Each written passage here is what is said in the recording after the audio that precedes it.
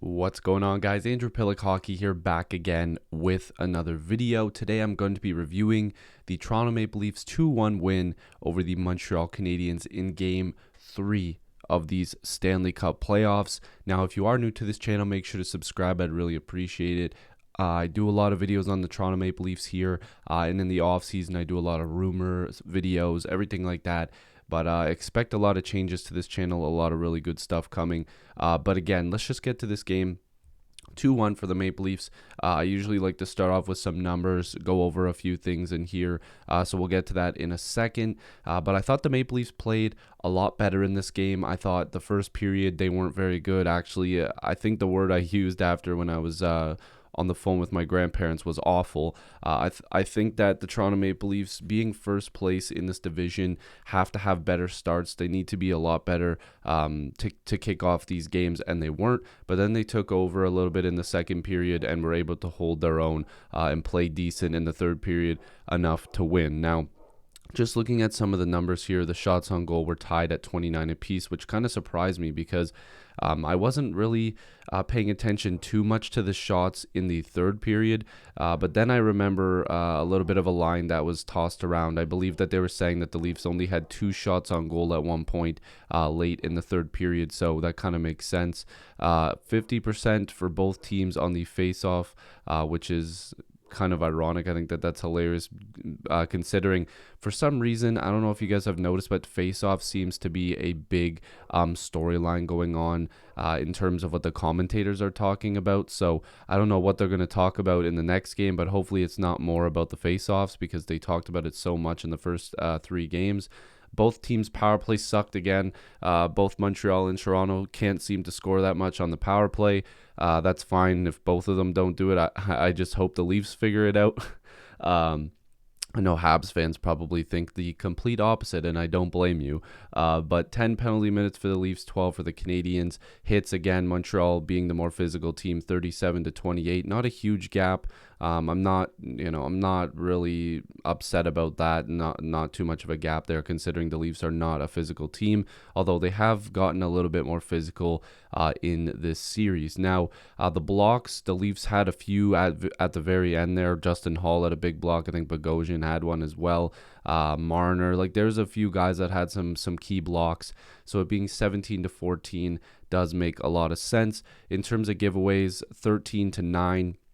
There was a little bit of more sloppy play for the Montreal Canadiens. Looking at the goals here, William Nylander scored his third of the playoffs, 3 goals in 3 games, the first player to do so since Alexander McGillney did it, and I believe it was 2003, so definitely a cool statistic, Willie getting 3 goals in 3 games. That one was assisted by Kerfoot, which, by the way, Kerfoot had an absolutely fantastic hockey game for the Toronto Maple Leafs tonight, just a great game, last night. Nick Suzuki tied it up. Morgan Rielly just didn't close the gap. I didn't like the way that he played that. Justin Hall, I believe, was the other guy that was on the ice that could have covered the front of the net.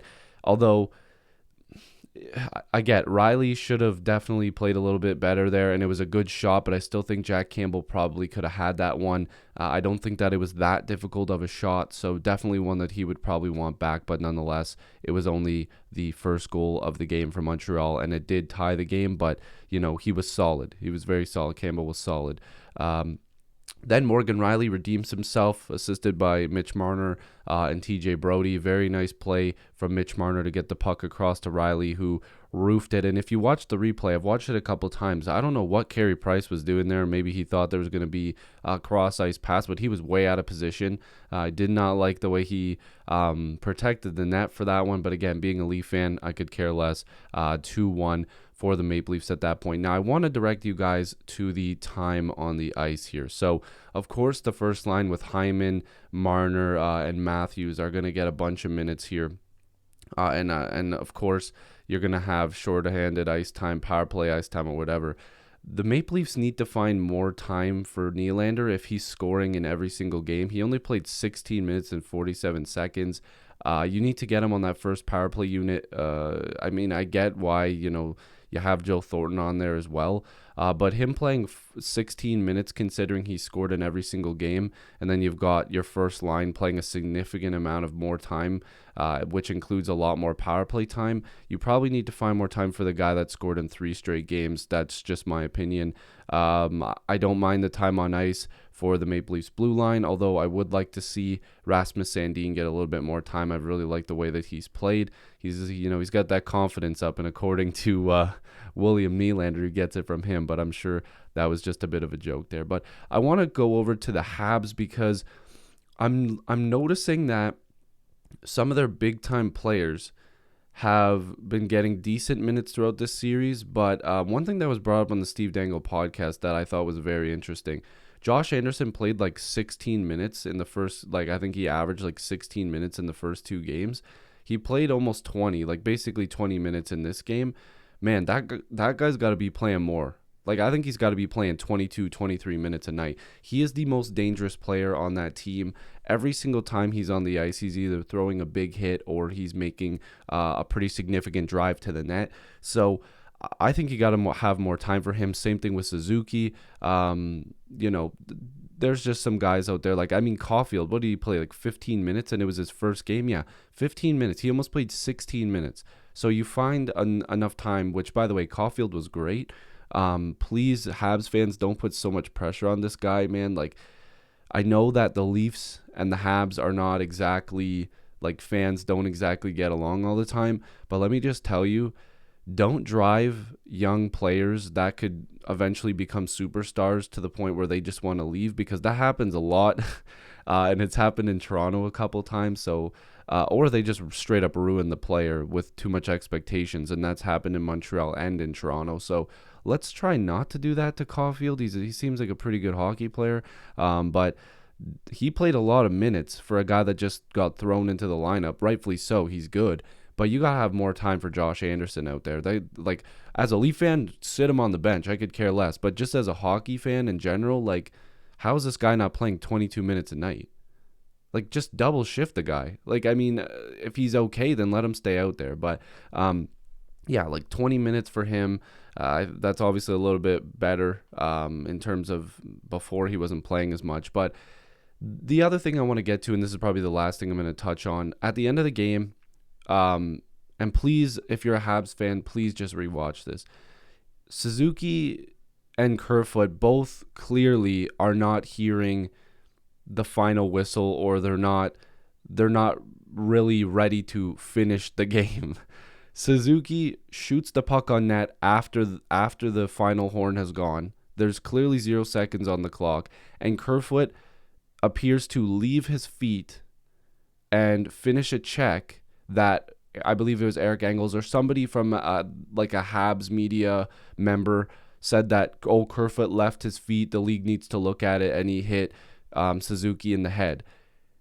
Kerfoot immediately turns to be like, yo, my bad, you finished your shot, I didn't realize the game is over, and whatever. Kerfoot's not a dirty player, first of all. Kerfoot's been hit in the head a few times in the last couple of years. He's been injured. He's a great hockey player. But do people just forget that Kotkaniemi literally jumped from the free throw line to hit Jake Muzzin earlier in the game? He left his feet and swung his elbow around because he didn't actually finish the check because Muzzin moved out of the way. Guys, you got to watch the whole game, and you got to report on both things here. Kotkaniemi literally left his feet and swung his elbow around to finish his check because he missed. So Kerfoot jumped, hit Suzuki, while Suzuki was also shooting after the whistle because both of them clearly didn't hear, or maybe they just, like I said, they both just wanted to finish the game off how they wanted to. And then Kerfoot turned around to apologize, and then a friggin' scrum ensued.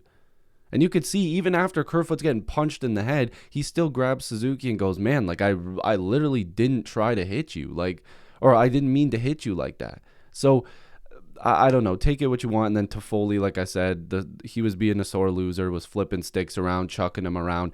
It's a very Timbits hockey childish thing. And there's a few people saying, it's funny, or do you think he really upsets you and all this stuff like that. No, it's just if you're okay with that, then you're okay with childish like just absolute garbage at the end of the game. Like, it's so stupid. So anyways, hopefully you guys enjoyed this video. If you are new here, make sure to subscribe. Leafs do play again tonight, so I got to get this video up as soon as possible. Thank you guys for watching. Peace.